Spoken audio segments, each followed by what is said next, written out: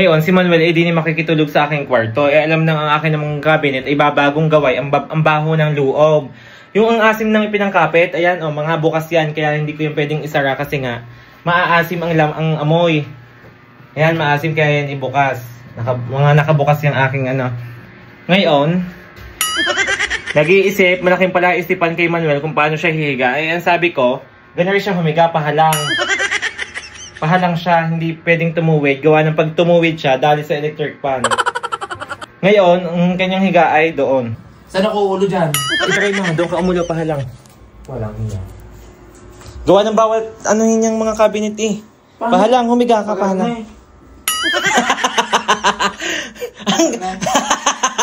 Oo, bakit? Walang hiya. Nahiya ka pa eh. Kung gusto mo, ibitin mo na. I like your shirt. Guys, alam na ako walang dala dining at biglaan ang pagtulog ko din eh. Ako nang hiram ng pambahay kay Lips. Akala ko nagbibiro ko itong papahiram. Abay, aray nga talaga. Neon pink, guys. Guys, paano ganyan tutuwid ang higa? Ayaw ko nga isarado ang mga cabinet at maasim ang amoy, ang baho. Nakukuluom. Kaya pinaasngaw ko, kaya nga may nakatutok na electric fan ay para umalis ang baho. Kaya nga nakabukas din ang pinto. Ngayon, higa sa pahalang. Pahalang ka muna hihiga ngayon. Ngayon laang maalis lang ang amoy niya, kahit tuwid na tuwid ka na. O, yan. Ngayon. Tapos patay buhay na naman ang ilaw mo. Hindi na makakatulog ng ayos. Yan. Pahalang ka muna hihiga ha. Hindi na kasi ng padiretso. Hindi ingat may electric fan sa paanan. Ang ganda kasi ng electric fan na alin. Kain ng space eh.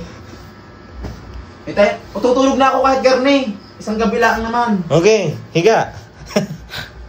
Ba ano? Tabi pa tayo dyan. Walang hiya. Tabingin na nga. Tingnan mo, dito mo ang katabi. Sorry pa. Guys, alam mo, maririnig mo may nagutukan dito. Nauuntog na ako at malagit ako matulog. O siya guys, tutulog na si Manuel ha. Good night guys. Bye. Higa na. Ito yung kumot ko pang malakasan. Hindi na malong. Hindi na malong yan, bedsheet. Bedsheet naman ngayon. Sabi sa iyo, lahat ipapakumot ko sa iyo. Gusto ko na lang sa ako, be. Ang ipakumot. O, tulog na. Good night. Good night, guys. Yan. Iimbalsamuhin na po ang kanyang labi. Soko? Mas ka naman daw makatulog sa iyo. Bye, guys. Bye na nga. Diyos ko, naaabala ako sa iyo. Latage! Latage! Alis! Alis! Umalis ka! Alis! Itutuwid ko. Alis! Alis! Pakilamera ka. Higa! Sir. Higa! Humiga! Anak na kinder? Nahihiga sa hapon? Higa! Higa! Ang daming sinasabi. Ang daming sinasabi. Baras! Ilubog mo!